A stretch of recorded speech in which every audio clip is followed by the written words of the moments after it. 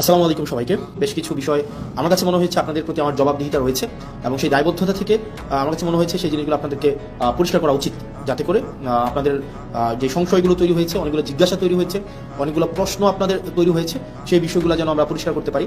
অনেকগুলো প্রশ্ন আছে, আমরা কেন বারবার ওয়াকআউট করেছি, বিরোধী দল কেন বারবার ওয়াকআউট করেছে, এটা আপনাদের একটা বড় ধরনের একটা প্রশ্ন। সংসদে তো দেখি শুধুমাত্র আপনাদের আইনমন্ত্রী সালাউদ্দিন সাহেবই কথা বলেন, সংসদে দেখি আসাদুজ্জামান সাহেব আইনের এক্সাম্পল ব্যাখ্যা দেন 40-45 মিনিট ধরে, সালাউদ্দিন সাহেব আমরা দেখি সেখানে 50 মিনিট ধরে কথা বলেন। আপনারা কেন কথা বলেন না?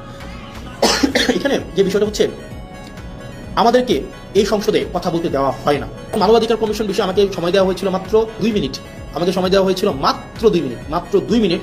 আর এই বিষয়ে সালাউদ্দিন সাহেব 40 মিনিট কথা বলেছেন। এই 40 মিনিটে উনি যদি কোনো অযৌক্তিক কথাও বলেন, সেটাকে যখন আমি আবার দাঁড়াবো যে ওনার অযৌক্তিক কথাগুলোকে খণ্ডন করার জন্য, আমাদেরকে সেখানে কোনো অ্যালাউ করা হয় না। তার মানে আপনি সময় পাচ্ছেন 5 মিনিট আর সালাউদ্দিন সাহেব সময় পাচ্ছেন 40 মিনিট। উনি হচ্ছেন সংমিশ্রণ করে ওনার মনের মাধুরী মিশিয়ে উনি কথা বলতে পারেন, এবং সেই জায়গা থেকে আমাদেরকে সময় দেওয়া হয় 2 মিনিট এবং রিকোয়েস্ট করে সময় নেওয়া হয় 1 মিনিট, এবং যখনই আবার সময় চাওয়া হয় তখন আমাদেরকে বলা হয় this is not Shahbag rights parliament. খুবই পোর স্ক্রিপ্টেড একটা নাটক বিএনপি আপনারা হচ্ছে পার্লামেন্টে করছে, খুবই পোরলি স্ক্রিপ্টেড। সেটা হচ্ছে কি, ওনারা বলতেছে, বারবার বলতেছে ওরা জুলাই সনদের পক্ষে, মানে বারবার কিন্তু বলতেছে জুলাই সনদের পক্ষে, যে আমরা প্রত্যেকটা গাড়ি কমা সহ আমরা জুলাই সনদ বাস্তবায়ন করবো। তো আমরা যখন বলতেছি যে জুলাই সনদের অর্ডারটা আপনাকে বাস্তবায়ন করতে হবে, তখন যেটা হইলো, ওনারা একদিন একটা নাটক সাজাইলো। ওনাদের পন্থী কিছু ছাত্রদল, যুবদল সহ অনেকেই আছে যে তাদের এই অভ্যুত্থানে ফেসিবাদ বিরোধী প্রত্যেকটা রাজনৈতিক দল সমানভাবে অংশগ্রহণ করেছে। ওনারা কি করলেন, কিছু সিলেক্টিভ আহতকে, কিছু সিলেক্টিভ, একদম সিলেক্টিভ কিছু আহতকে বিরোধী দলীয় যেই গ্যালারিটা আছে সেই গ্যালারিটাতে এনে বসাইলো, এবং ওনাদেরকে বলে দেওয়া হলো, পরবর্তীতে ওনাদের মধ্যে অনেকগুলো আহত আমাদের কাছে আসছে যে ভাই আমরা তো বুঝি নাই যে আসলে আমাদেরকে কি কারণে নিয়ে আসা হয়েছে, আমাদেরকে জাস্ট বলা হয়েছে আপনাদেরকে গাদ্দার বলার জন্য, এবং আপনাদেরকে যেন আমরা বেশিং করি, আপনাদেরকে যেন আমরা ওখান থেকে আপনাদেরকে বেশিং করি, এবং আপনাদের বিরুদ্ধে যেন আমরা স্লোগান দিই।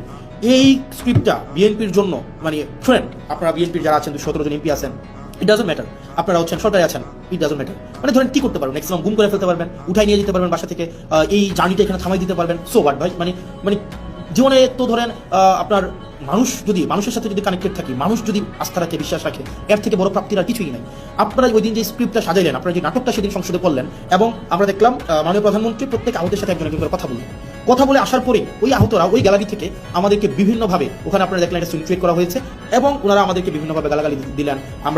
ওনারা বললেন আমরা জুলাই সনদ চাই, বিএনপি যেভাবে চাই আমরা সেভাবে চাই। তো আমরা জিজ্ঞেস করলাম বিএনপি কিভাবে চাই বলেন তো? ওনারা বলেন না, বিএনপি যেভাবে চাই আমরা সেভাবে চাই। আমি বললাম বলেন না বিএনপি কিভাবে চাই? না আমরা এত কিছু বুঝি না, বিএনপি যেভাবে জুলাই সনদ চাই আমরা সেভাবে চাই।